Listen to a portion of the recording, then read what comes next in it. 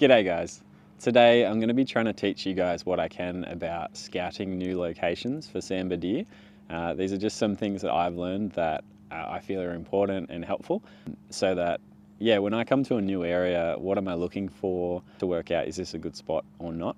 So trying to read the landscape, see is there some good feeding areas, is there, what are the places that they'd be likely to be bedding down, likely paths of travel, all that kind of stuff. And obviously just trying to read any sign that you come across, like droppings, rub trees, wallows, all that kind of thing, to sort of make sense of a place and kind of put a bit of a picture together, so that when you come in hunting, you have a fair idea of, if there's deer here, where might they be and how can I sneak up on them. And hopefully it's helpful, and I hope you enjoy the video. Two of my favorite apps for scouting are an app called Gaia GPS and also Google Earth. Gaia is great because it shows you all these little topographical lines on the map, which give you a really good idea of gullies and cliffs and steep bits and stuff like that. And you can also mark on your own GPS little points of interest like wallows, creeks, rub trees, all that kind of stuff, to help you build a bit of a picture of an area. And with Google Earth, it's just really helpful because you can get a really good 3D image of places, and also get, just a really good visual sense of what the area is like. And the types of places I tend to prefer is kind of like out behind little bits of farmland that kind of poke into the bush, particularly if there's a creek or something. It just tends to be really good spots to hold deer. One really good place for looking for sign when you're scouting a new area is just off a lot of four-wheel drive tracks. There's often these little drainage spots where rain comes down and washes a lot of mud and silt and that kind of thing down into these little puddles, and a lot of the mud and soil in these spots stays a lot softer than the actual track or whatever, and it shows up prints a lot better. It's the same for muddy puddles and things like that. They're just great spots to have a look for fresh sign. And there's actually quite a bit of traffic along here. There's actually some more fresh fallow footprints here, and there's quite a lot actually. Like some of it's old, which is kind of good too. That means like this place is being used reasonably frequently, but some of it is very, very fresh. You can actually see here, like we've had a bit of rain recently, and this stuff here, it's still quite crumbly and sharp. There's actually, there's just quite a lot of tracks, and that looks to be maybe a wombat print or something. There's a few kangaroo prints as well, but it's actually, it's a kangaroo toe.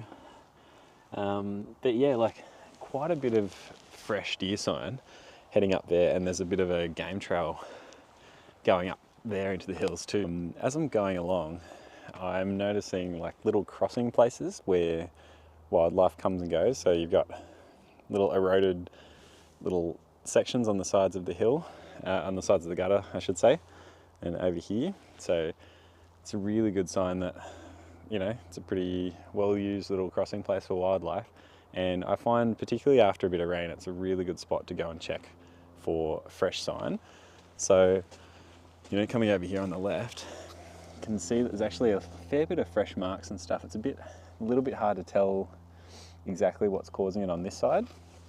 But as we come down onto the four-wheel drive track, you can actually see that's just tons and tons of fallow deer tracks. And my hand for comparison, so like a fallow deer track would be about that big. Sambar are a little bit bigger, but there's actually a lot, and there's some pretty big fresh kangaroo tracks as well. But there's a fair bit of deer sign here, and on this other side, as you're coming across, you can see some pretty fresh prints here as well, leading up and out here. So that just, I haven't even been exploring this place for very long, and already seeing quite a bit of fresh sign, which is really encouraging. And there's another one of these little eroded sort of animal walkway spots, but really cool, some much bigger deer prints. So the fallow were much smaller, but some of these prints are actually almost as big as my hand, or half my hand, and they're pretty fresh too. But these are actually Sambar deer footprints, and yeah, quite obvious. Like that one's hyper obvious. Like size difference, so obviously a much bigger animal. And if I stand back and have a look, so they're coming down off this reasonably steep little hill, crossing the road, and then continuing out onto the farmland over here. So what that tells me is that's probably last night, like in the evening, the deer would have come down out of the thick bush, come down, cross the road, come out onto the farmland and the grass, and they'd be grazing out here after dark, and then at some point cross back up and go hide up in the thick stuff for the rest of the day. Once I'm off the four-wheel drive tracks, the things I'm looking for are things like this, like rub trees, and like finding any poo and stuff like that to indicate what kinds of deer are in the area, and also how many deer. Like it's really good if you see some sign of deer, but what I'm really looking for is, like, does this place have a lot of deer sign? Because deer are hard enough to sneak up on even at the best of times, so trying to find a place that's got plenty of sign means that it's a really good spot to go and have a look. I was also lucky enough to spot this little dude sneaking off up the top of the hill. I didn't get to catch up with him, unfortunately, but it was really cute to get to see. And like different varieties of rub trees, some are on small little trees. Like this place was really cool.